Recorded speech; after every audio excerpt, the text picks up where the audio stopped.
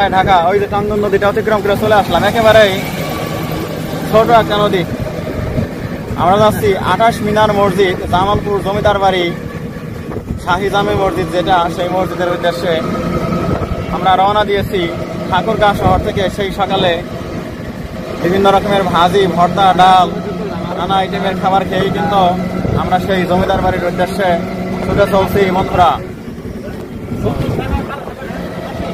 সেই বিখ্যাত জামালপুর জমিদার বাড়ি পশ্চিমবঙ্গের তাজপুর জমিদারি পরগনার রওশন আলীর পুত্র জামালপুর জমিদার বাড়ির যিনি প্রতিষ্ঠাতা জামাল উদ্দিন রওশন আলীর পুত্র, তিনি কিন্তু জমিদারি স্টেটের ভিত্তিপ্রস্তর, তার গৃহের যে ভিত্তিপ্রস্তর তা স্থাপন করেন ইংরেজি 1862 সনে। আর তিনার ইন্তেকাল হওয়ার অনেক আগেই জমিদার বাড়ির তখনও নির্মাণ কাজ শেষ হয়নি। ঠিক সেই সময়ই জমিদার বাড়ির নির্মাণ শুরুর 5 বছর পর 1867 সনে তার মন চায় যে আমি একটা ভালো মসজিদ নির্মাণ করব, যা অত্যন্ত দৃষ্টিনন্দন হবে, মানুষ দেখবে, ইবাদত করবে, অনেক সুখানুভব করবে। তাই তিনি যেই বুদ্ধি সেই কাজ, সেই মসজিদের নির্মাণ কাজ শুরু করে দেন 1867 সনে। 35 ফুট উঁচু এক একটা মিনার, 3টে বিশাল গম্বুজ, আর সেই গম্বুজ কিন্তু অলঙ্কৃত। আর সেই বিশাল মসজিদে প্রচুর মুসল্লি নামাজ আদায় করতে পারেন। প্রায় 300 থেকে 600 জন মুসল্লি একসাথে নামাজ আদায় করতে পারেন। এই মসজিদটি কিন্তু অত্র এলাকার মানুষের গর্ব। প্রাকৃতি বলা চলে ইংরেজ আমলে, সেই আজ থেকে প্রায় 150 বছর আগে সেই জামালপুর জমিদারি স্টেটে এই বিখ্যাত মসজিদটি স্থাপিত হয় 1867 সনে বন্ধুরা। তো আমরা সেদিকেই যাচ্ছি। প্রবেশ পথেই রয়েছে বিশাল একটা তোরণ, সে তোরণ দিয়েই আমরা ভিতরে ঢুকবো। জমিদার বাড়িটাকে আপনাদেরকে ভালোভাবে বন্ধুরা দেখাবো। বাংলাদেশের অধিকাংশ জমিদার বাড়ি কিন্তু হিন্দু রাজত্বের জমিদারগণ রাজত্ব করতেন, হিন্দু জমিদারি স্টেট ছিল। আর শুনে অবাক হবেন, এই জামালপুর কিন্তু হিন্দু জমিদার বাড়ি নয়, এটা কিন্তু পশ্চিমবঙ্গের তাজপুর পরগনার রওশন আলী সাহেব, যিনি একজন জমিদার ছিলেন, তারই পুত্র জনাব জামাল উদ্দিন, তিনি বাংলাদেশে এই ঠাকুরগাঁয়ে এসে জামালপুর জমিদারি স্টেট 1862 সনে প্রতিষ্ঠা করেন। আর সেখানেই তিনি তার মনের অন্তিম ইচ্ছা অনুযায়ী 1867 সনে একটি দৃষ্টিনন্দন মসজিদ স্থাপন করেন, যা পর্যটন মান রাখে, যার অনেক গুরুত্ব রয়েছে। বহির বাংলাদেশ থেকেও প্রচুর লোক এখানে এই মসজিদ দেখার জন্য এসে থাকে। আমরা এসেই গেছি বন্ধুরা, সাথেই থাকো। ওই যে সামনে শুভ্র সাদা সেই নিদর্শন, ওই পাশে জমিদার বাড়ি। আমরা এখনই গাড়ি থেকে নামবো, তারপরে বাকিটা তোমাদেরকে দেখানোর চেষ্টা করছি বন্ধুরা। ভালো থাকো আর স্কিপ করো না। ঘুরে ফিরে আমরা কিন্তু জমিদার বাড়িতে প্রবেশ করে ফেলেছি। আর 28 মিনার মসজিদ সে তো এইদিকে। তার আগে এই যে সেই বিশাল আকারের দৃষ্টিনন্দন গেটটি, সেই গেট থেকে আমি দূরে আছি। এই যে কি সুন্দর একটা গেট, দেখুন তো। এই গেটে যে এই যে পাল্লা তৈরি করা হয়েছে, এখানে নিচে বল ব্যবহার করা হয়েছে, এই যে বিয়ারিং ব্যবহার করা হয়েছে। কি সুন্দর লাগছে, কাঠের দরজা। আর এই যে উপরে গেট, আরবি লেখা, দারুণ চমৎকার লাগছে। আর এই যে পাশে সেই জামালপুর জমিদার বাড়ি শাহী জামি মসজিদ, 28 মিনার মসজিদ যেটাকে বলা হয়। একেবারে শুভ্র সাদা, সকালবেলার কুয়াশার ছটা এই ইমারতকে যেন হালকা চুম্বিত করে দিচ্ছে। ভেসে যাচ্ছে কুয়াশার কণাগুলো ওই মিনার বেয়ে ওই গম্বুজের চূড়ামণির উপর দিয়ে। এক দারুণ অভিজ্ঞতা এখানে এসে, এক রোমাঞ্চ আমার ভিতরে এখন কাজ করছে। মসজিদ দেখে তো একেবারেই অভিভূত হয়ে গেলাম বন্ধুরা। আমার বাংলাদেশের ভারত বর্ডার এলাকায় এমন একটা জমিদার বাড়ি শাহী জামি মসজিদ আমাদের জন্য কিন্তু একটা বিরাট প্রাপ্তিই বটে। সৌন্দর্য পিয়াসী ধার্মিক মানুষ মাত্রই কিন্তু স্থানটি পছন্দ করবেন, এখানে এসে এক্সপ্লোর করবেন, এই মসজিদটিতে নামাজ আদায় করবেন। সেটাই তো কথা। কে এই মসজিদের নির্মাতা? জামালপুর জমিদার বাড়ি শাহী জামি মসজিদ, যিনি জামাল উদ্দিন সাহেব, সেই পশ্চিমবঙ্গের যে রওশন আলী, সেই তাজপুর জমিদার স্টেটের জমিদার রওশন আলী, তারই পুত্র জামাল উদ্দিন, তিনি এখানে 1862 সনে এই জমিদারি স্টেট, জমিদার বাড়ি তৈরি করার ভিত্তিপ্রস্তর স্থাপন করেন। তারপরে সেই জমিদার বাড়ির নির্মাণ কাজ শেষ না হতেই আবার সেই তার মন চাইল, তার মন থেকে দৃঢ় ইচ্ছা হলো যে এখানে একটা উন্নত মানের মসজিদ প্রতিষ্ঠা করব। সেই ইচ্ছার বহিঃপ্রকাশ কিন্তু 1867 সনে এই মসজিদ নির্মাণের কাজে হাত দেওয়ার মাধ্যমে।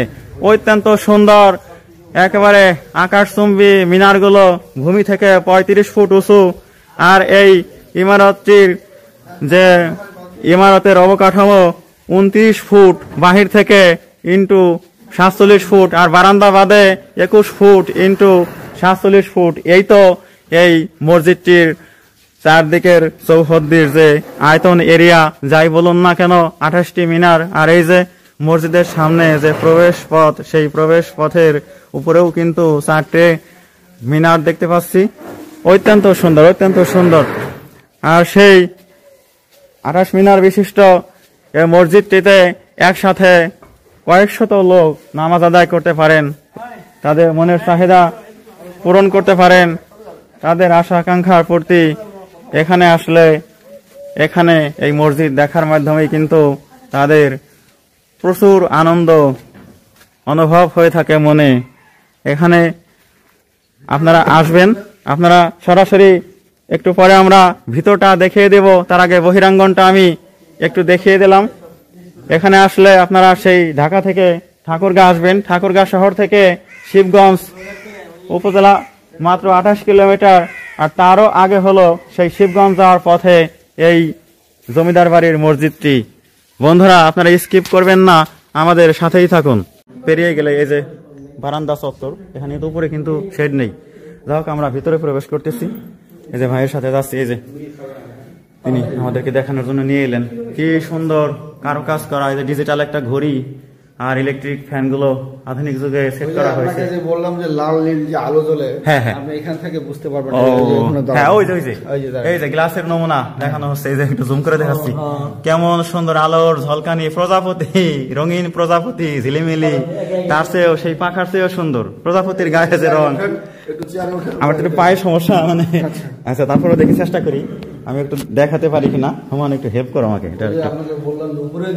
হ্যাঁ হ্যাঁ, এই যে বন্ধুরা, আহা কত বড় একটা চাকতি, হ্যাঁ, একটা মানে ফুল চাকতির মতো, মানে নানান রকমের যে 7 রং মনে হয় না, 7 রঙই সম্ভবত।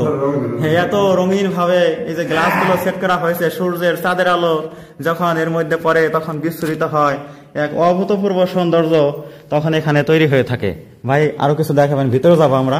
এই যে সাউন্ড সিস্টেম, কিন্তু সাউন্ড সিস্টেমের কিন্তু এখানে অপর্যাপ্ততা রয়েছে, আরো সাউন্ড সিস্টেম উন্নত মানের এবং ভালো। ফ্যান পরিষ্কার করার জন্য এটা বানাইছে, মনে করো আগে জমিদার গুলো বানানো যায়। হ্যাঁ হ্যাঁ, তারপরে এটা ওই সময়কার স্ট্যান্ড, তাই না?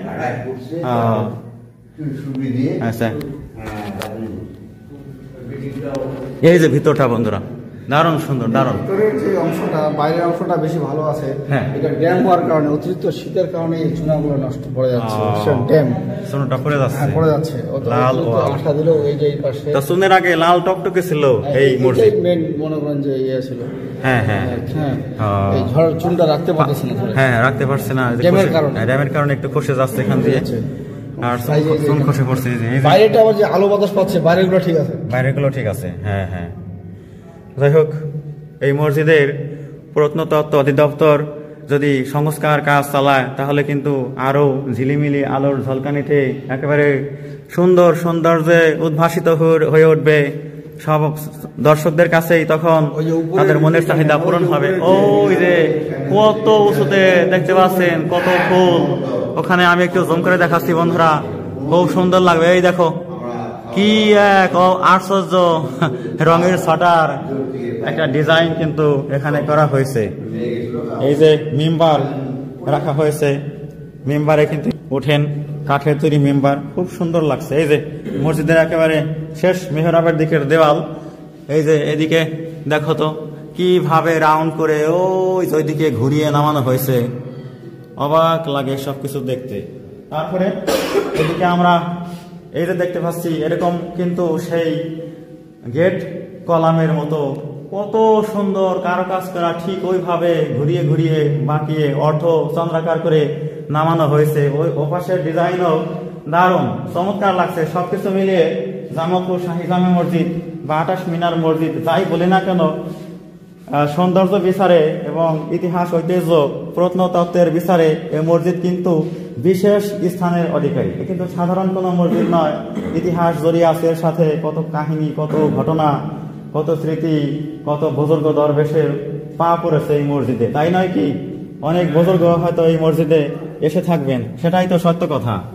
সব মিলিয়ে এজন্য এক ধর্মীয় রাজপুরী, ধর্ম রাজপুরী।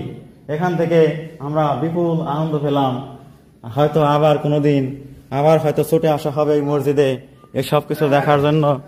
তো তোমাদেরকে এই মসজিদের পুরোটা ফার্স্ট টু লাস্ট পুরোটা যে তোমাদের বিশেষভাবে দেখালাম বন্ধুরা, হয়তো তোমাদের অনেক ভালো লাগলো। সেই ভালো লাগার কথা তোমরা লিখে জানাবে, সাবস্ক্রাইব করবে চ্যানেল। তোমাদেরকে প্রাণ ঢালা শুভেচ্ছা জানিয়ে আমি চ্যানেলের পক্ষ থেকে মোহাম্মদ রফিকুল ইসলাম এই ভিডিও এখানেই ক্লোজ করে দিচ্ছি। ভালো থাকো বন্ধুরা।